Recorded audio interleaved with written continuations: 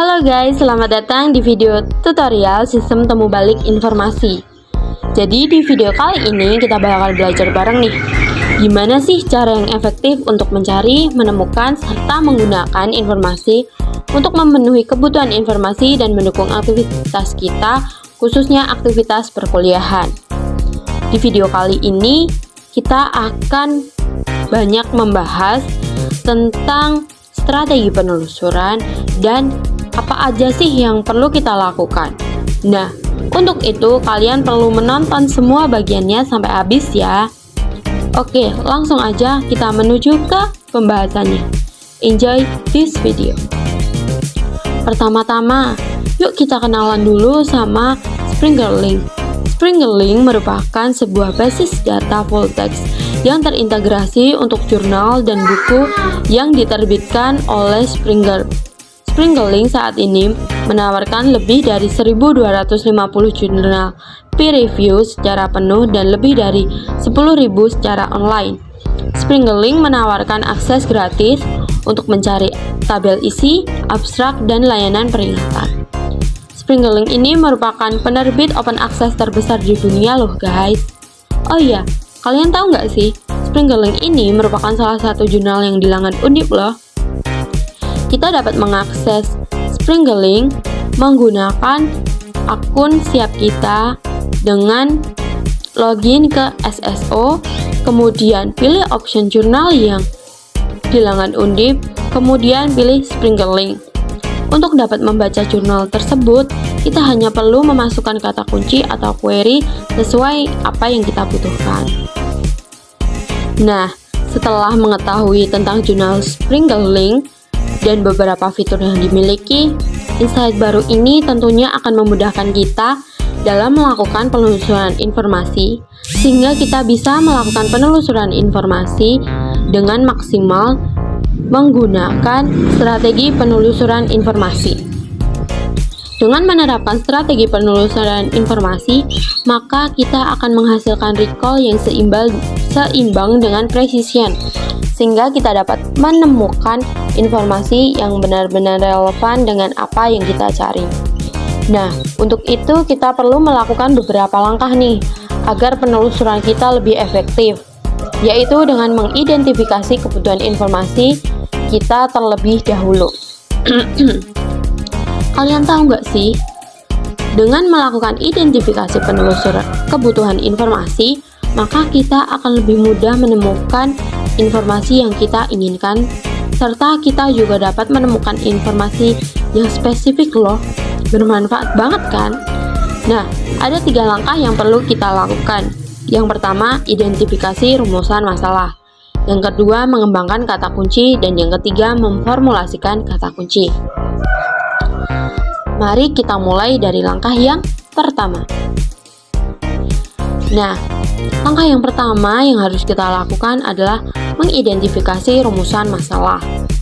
Kita dapat menentukan dari judul penelitian atau topik penelitian yang kita miliki, kemudian menentukan kata kunci topik tersebut. Contoh topiknya yaitu pemanfaatan teknologi dalam meningkatkan literasi informasi.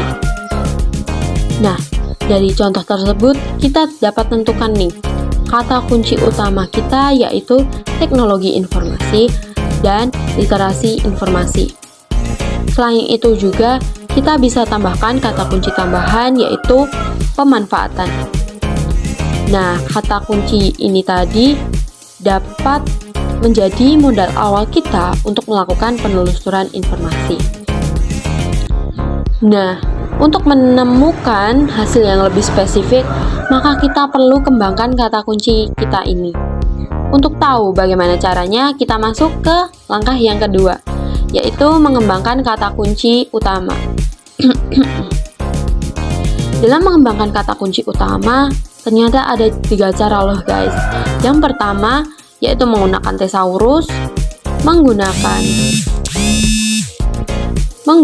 sinonim, dan menggunakan antonim.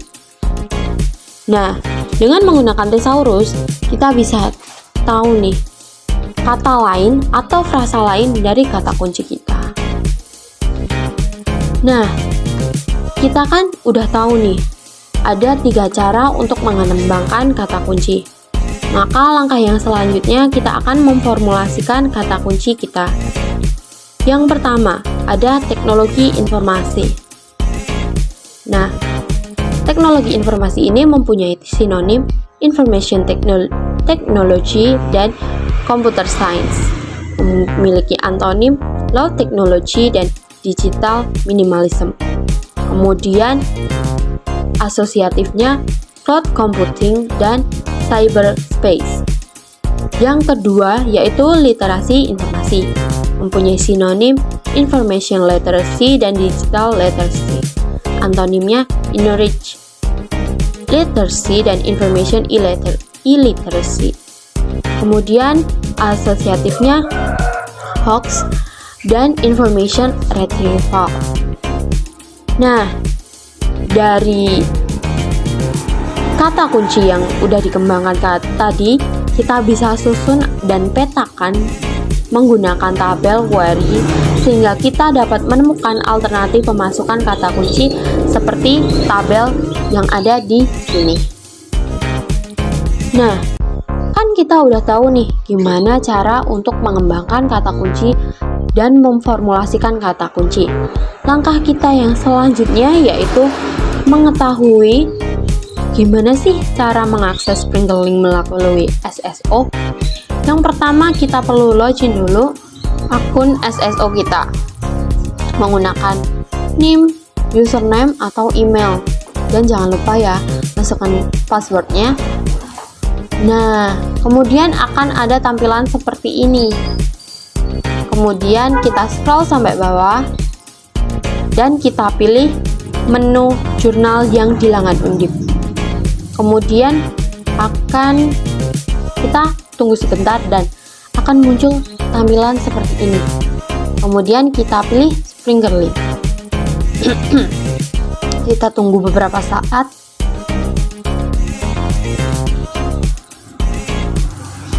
Nah, tampilannya akan seperti ini guys. Nah, kemudian kita kan udah tahu nih gimana sih cara aksesnya. Kemudian kita juga harus tahu gimana sih cara menggunakan Sprinklr.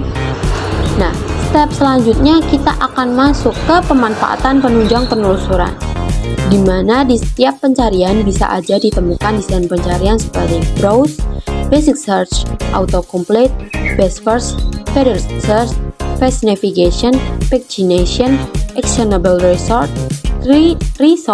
dan advanced search. Oke, di sini aku bakal jelasin satu persatu.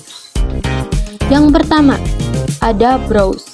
Merupakan pencarian di mana pengguna menggunakan pencarian tanpa memformulasikan kata kunci. Browse biasanya menampilkan informasi dengan struktur hypertext, sehingga informasi yang disajikan masih sangat banyak dan beragam, sekaligus belum spesifik. Ketertarikan pengguna terhadap informasi yang dicari bisa berubah-ubah. Nah, ketika kita menggunakan browse ini juga, kita akan memakan waktu yang lama untuk dapat menemukan informasi yang kita inginkan. Kita akan coba praktekkan gimana sih browse itu. Di sini kita pilih computer science. Nah, masih banyak banget nih guys hasil yang ditemukan, sekitar 1 juta lebih. Nah, kalau kita scroll 1 juta kan bakal itu ya, bakal lama banget. Nah, kita akan menuju ke fasilitas yang selanjutnya, yaitu basic search. Nah, apa sih basic search itu? Basic search adalah fasilitas penelusuran informasi dengan memasukkan kata kunci pada kolom pencarian. Basic search ini dapat diformulasikan menggunakan tanda petik 2 untuk mengikat kata kunci, sehingga hasil penelusuran akan lebih mengerucut dengan kebutuhan informasi yang kita cari. Nah, kita langsung praktekkan aja. Kita ketikkan information literacy. Kita klik. Nah, ketika kita ketikkan tanpa tanda petik 2, yang dihasilkan yaitu sekitar 100.000. Masih banyak banget kan? Nah, kita kasih petik 2 di sini.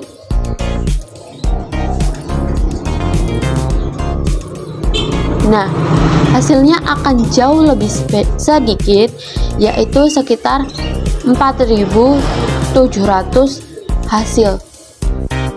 Nah, ini akan lebih memudahkan kita. Namun 4.000 ini masih sangat banyak. Untuk itu kita perlu manfaatkan fasilitas yang selanjutnya.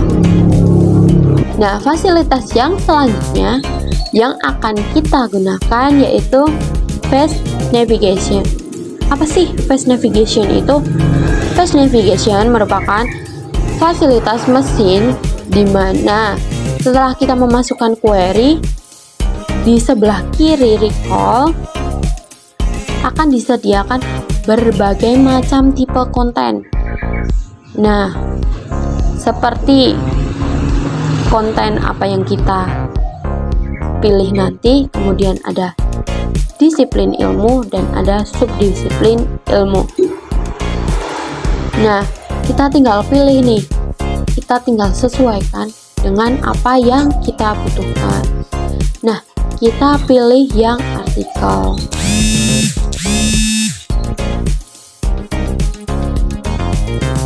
Nah, 1000 nih guys, udah ada 1000 hasil. Jauh lebih sedikit dari yang tadi. Nah, di sini ada fasilitas lainnya yang menunjang kita untuk menemukan informasi tanpa kita harus membaca satu persatu. Nah, kita bisa manfaatkan Best First. Nah, apa sih Best First itu? Best First merupakan fasilitas mesin pencarian di mana sistem akan menyajikan informasi terbaik secara berurutan dari atas ke bawah informasi yang disediakan. Di Springerlink kita dapat mencoba mengurutkan temuan terbaik di mana kita bisa atur dari relevansi yang terbaru hingga yang terlama sesuai dengan keinginan pengguna. Nah, ini yang dimaksud Best First. Kita bisa pilih yang terlama,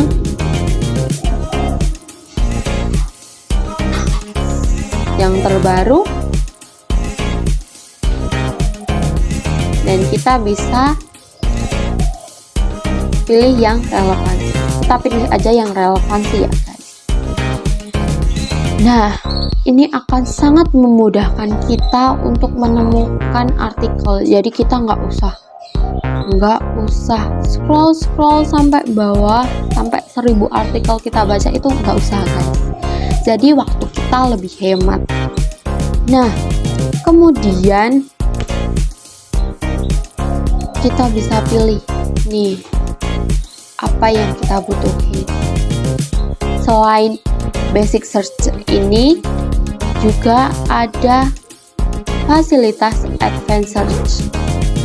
Kita bisa akses advanced search melalui Springerlink dengan ini, menekan icon ini, kemudian kita pilih advanced search. Nah, tampilannya akan seperti ini. Kemudian kita akan masukkan information technology, computer science, kemudian cloud retrieval, dan kita masukkan information e-literacy. Nah, kemudian kita search. Kita tunggu dan akan dihasilkan masih banyak ya guys. Kita coba formulasikan ulang, masih banyak ternyata. Information technology, information literacy, code retrieval, dan kita masukkan information e-literacy. Nah, kita akan search. Nah, akan ditemukan sekitar 1900. Kemudian kita akan pilih yang artikel. Akan dihasilkan sekitar 265. Oh ya guys, kalau kita pakai advanced search ini kita harus pandai-pandai untuk memformulasikan kata kunci, karena ketika kata kunci kita sangat spesifik, maka bisa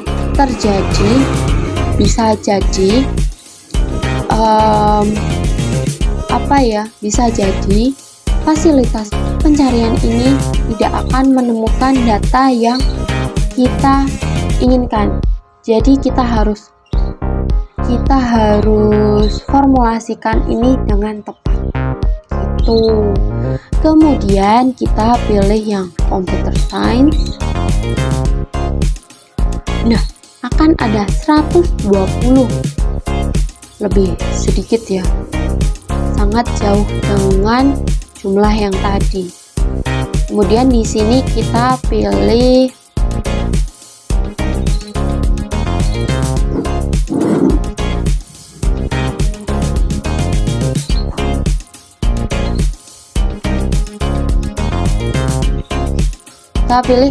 library science. Nah, hanya akan ditemukan 49 hasil. Ini akan sangat memudahkan kita. Nah, kita pilih salah satu ya. Kita pilih ini.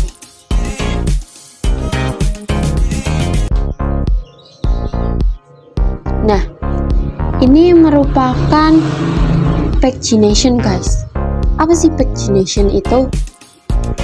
Pagination merupakan fasilitas mesin pencarian di mana portal jurnal yang akan menampilkan halaman atau isi yang bisa disebut review dari dokumen yang dipilih setelah memasukkan kata kunci. Nah, ini adalah contoh pagination. Di sini kita bisa pilih nih, abstrak, introduction, dan lainnya. Nah, kita juga bisa unduh PDF-nya. Nah, ini merupakan fasilitas mesin pencarian yang disebut actionable result. Merupakan fasilitas mesin pencarian di mana setelah pengguna menemukan dokumen yang dicari, ia bisa membaca, mengunduh, atau mengutip, atau kegiatan lain. Sebenarnya ada fasilitas lain nih guys, tapi sayangnya di Springerlink fasilitas ini masih belum ada. Fasilitas yang lain adalah autocomplete.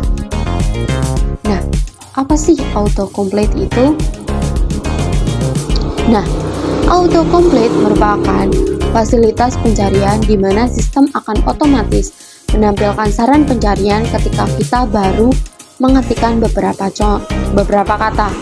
Contohnya kita mengetikkan liter, maka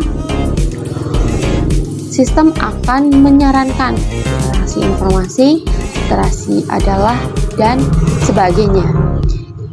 Nah, tapi di Springerlink fasilitas ini masih belum ada.